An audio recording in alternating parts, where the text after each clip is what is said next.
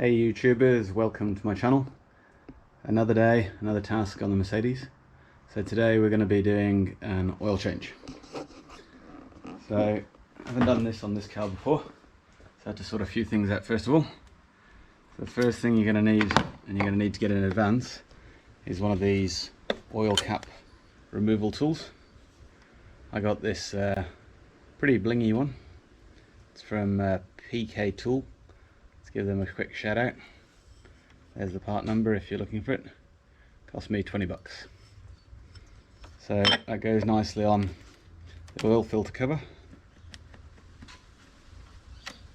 I just warm that up and it's expanded a little bit. And then just make sure, even before you start, that you're happy that you're going to be able to get that cap off. Okay. My friend did say we should use a monkey wrench. I would say there's only one monkey around here. Okay, next up we're going to be taking off the front under tray off the engine cover. So that should go pretty quickly. We're just talking about all of these little screws. I think they're 8mm. I'll just take those off and let you know how many of those there are, and then we'll get down to the sump. Unlike the dealers, I'm going to drain it through the sump rather than vacuuming it through the dipstick. And while we're at it, we'll have a look at a few other things, make sure everything's in order, all the drive shaft boots and steering boots. Okay, so this is the last one. They were 8mm, as I was saying, and there is 8 of them. So we'll just get those out, and the tray should just lift down now. It just hooks in at the back, middle. Of course now, it's not going to come out easy. Okay, I'll be back. Okay, so you do have to unclip this front lip just from underneath this front panel here, and then best to leave it hooked at the back. You can see there at the back, it's just nicely hooked over the subframe cross member. Actually no, it's the rear cover. It just tucks in over the rear cover and just drop down nicely. Okay, let's get that out of the way. Okay, bit of an awkward angle, but we'll just see how tight this is first. Okay, it's tight. Okay, I've just loosened that off a little bit with 2 spanners, and now I think we're ready to get the gloves. So we don't get floating out. Now the one thing that's a bit tricky is this is an 8-litre oil capacity engine, and my container is marked up to 6 litres. What could go wrong? We'll find out. Okay, that magic eBay moment.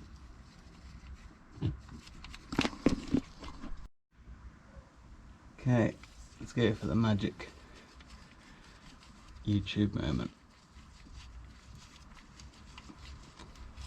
Now if this does fill up too much, I'm thinking of putting this plug back in. We'll see how we go. Whew, that was a bit close. Put him mildly. Just put the screw there for the moment.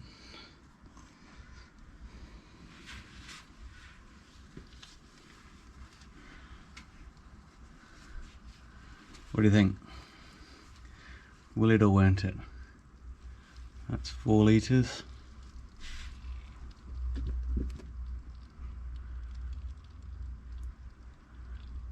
Coming up towards 5. It's not looking great. Coming up towards 6. Started the drip.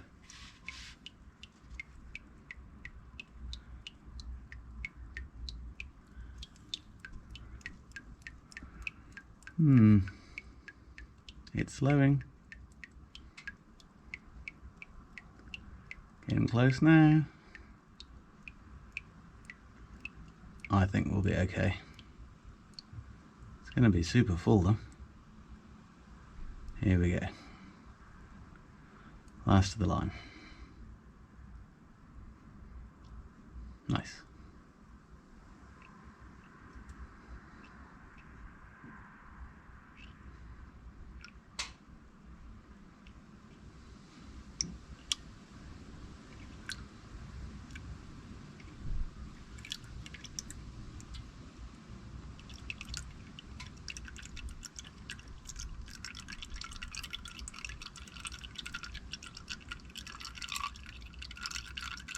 Okay, I think we're good. Let's stop the video there. Okay, so I've emptied that out just so we're not making a mess, and I lowered the car down on the one side because this oil drain is just on this left hand side of the car sump, and I thought I just wanted to get the last of the oil out of there just by leaning the car over a bit. So we'll just let that drain for a little while and come back when it's finished dripping. Okay, so I had to get a bit of the oil back in the engine. This is always interesting. This little funnel was optimistically designed by some man back in Mercedes land. So there's the oil filler. It's all pretty straightforward with that. Just put that to one side so that we can clean things up there. And some people might just fill this with a 5-litre canister, and being as it's like $100,000 plus car, you'd have thought they've never heard of a funnel. So good idea just to pull this off and give that a clean up, and then maybe just fill the engine through that big hole. I don't know about you, but that's how I'm going to do it. I think we'll just get this cleaned up a little bit. As mentioned, what a mess.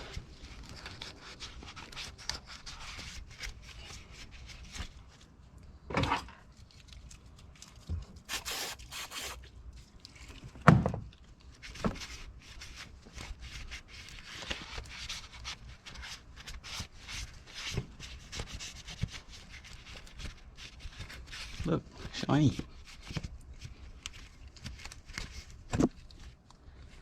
The old spare bracket. Nick would be so proud of that one.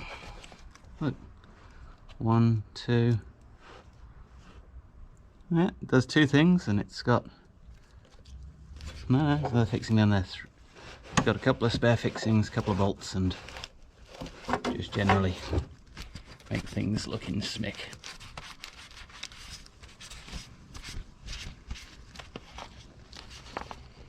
You might have noticed there I was a bit careful not to spray the degreaser into the engine, or I might get an unintended consequence. Just get that off and clean things up around the top there. That is a beautiful casting.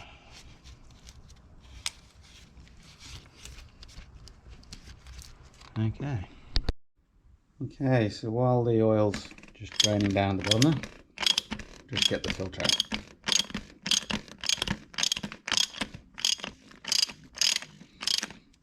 Okay, that'll just be a little tight until the oil seal just pops out. Get that out of the way. We'll just lift this old filter out. Lots of oil on the threads there. Okay, how is this going to go? Okay, we're just going to get that up. First of all.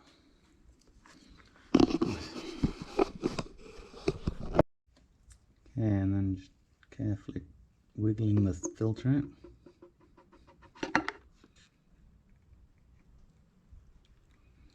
Going to let that drain down because it's all going to come down to the bottom of the engine.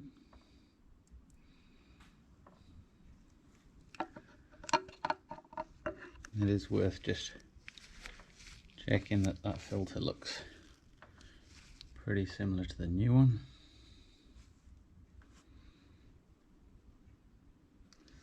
interesting, it's a little different. It's got a metal ring on the top. Sorry, it's got a metal ring on the top, but this one claimed to be the go.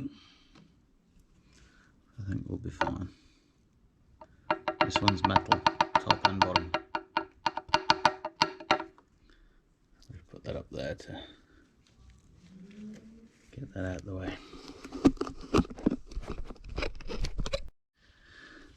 I'm just going to put the old housing back in without the filter, just to let those threads drain in and all that oil to run down in. Okay, so I couldn't really hold the camera, but the next thing I did, I just put a bit of new oil in the filter there, just push some of that old oil down to the bottom. I'm just going to clean up that seal, make sure it's not sticky or got any scratches on it. It's a beautiful seal there, and you can just hear the oil just running down through. I also put a little bit of fresh oil into the funnel there, just to do the same, just to push some of that old oil out through the bottom of the engine. So now we can put the new filter in, so we're going to change the O-rings first on the filter holder. Okay, so I've put the new filter in place. I'm going to fill that with fresh oil in a minute, just to let it soak through and fill up the filter housing a little bit, just to get some oil around there. I've put the new O-rings on the filter cap, and I'm just going to lubricate those with a bit of new oil, and then I can just get that ready once we've got a bit of fresh oil in there. Okay, it's time for that to go back in. Just checking that magnet. You could hear it working there, working away. Oh, forgot the ring. Okay, let's get this back in. You can just hear the magnet doing its magic there. Now, depending on who changes the oil next time, they may never even know, because they may be sucking it out. This is 13mm, by the way, and this is going to be HT, somewhere between HT and FT. That's pretty HT. So that's the oil filter housing filled up.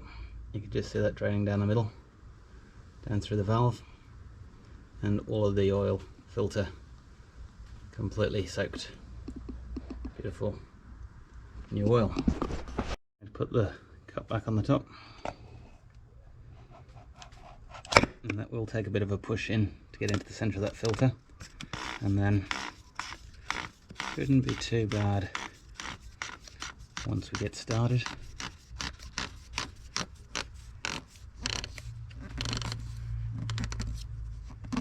I'll have to go and get the cup, get that on the top. 25 Newton meters. Interestingly, those two blue marks, you may have noticed before, are just over centre. There we go. I'll just give that a little bit more of a tighten up and she'll be right. Okay, I've put about half the oil back in. I'm just waiting for that to settle down while I sort out the oil levels there. I will drop it back down on the ground once it's about done. And under here, just giving it a bit of a clean up. Got that oil plugged nice and tight. I'll get the covers back on and we'll be able to drive it off shortly and give it a run. Okay, just giving it a little run to let a lot of oil down. I'll drop it down off the wheel stand and give it a final check.